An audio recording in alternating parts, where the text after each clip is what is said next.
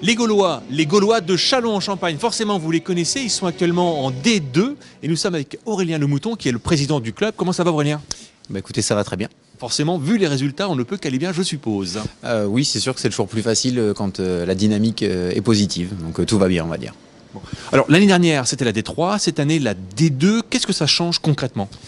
Ce que ça change, c'est que ça implique forcément une hausse substantielle du budget, hein, parce que c'est des engagements financiers qui sont plus importants, que ce soit au niveau de la fédération, au niveau des déplacements, au niveau du recrutement des joueurs, et puis aussi beaucoup de gestion, toujours l'organisation des matchs, etc. Et ça c'est quelque part aussi un appel au financement, aux partenaires, à l'aide? Oui, alors pas à l'aide parce Non, qu'on est, on est parti de manière prudente, mais tous les partenaires sont toujours les bienvenus. Je pense qu'il y a une belle valorisation de l'image de nos partenaires actuels. S'il y en a des nouveaux qui veulent se présenter, on les accueillera avec plaisir.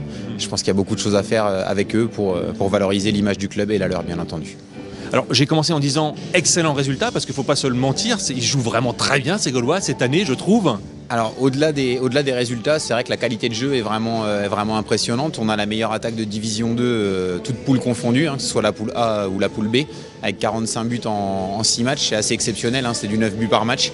Et la qualité de jeu est vraiment au rendez-vous. Et en plus, ça se couple avec les résultats, donc c'est extraordinaire. Ça s'explique comment ça? Ça veut dire que c'est le travail, je suppose, l'entraîneur, la motivation, le fait de gagner appelle la gagne? Oui, alors indéniablement dans le sport, quand vous êtes sur une dynamique positive, ça aide, l'ambiance est là, vous êtes sur une dynamique de résultats, donc forcément ça aide.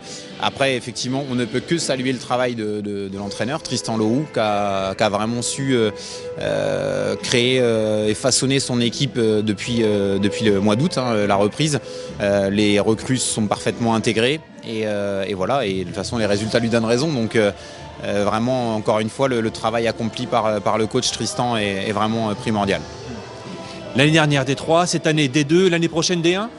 Alors ça serait vraiment prématuré, Renaud. C'est effectivement la montée en D1, elle est pas inaccessible sportivement au regard des résultats que l'on a depuis le début de la saison. Même s'il faut rester prudent parce qu'il y a des très grosses équipes dans la poule B que l'on croisera en play-off si on y participe, mais on est très bien parti pour y participer. Maintenant, je pense qu'il faut encore consolider nos bases et la structure du club pour pouvoir tenter l'aventure D1. Y aller dès la saison prochaine serait pour moi vraiment trop prématuré pour le club et ce serait le mettre en danger.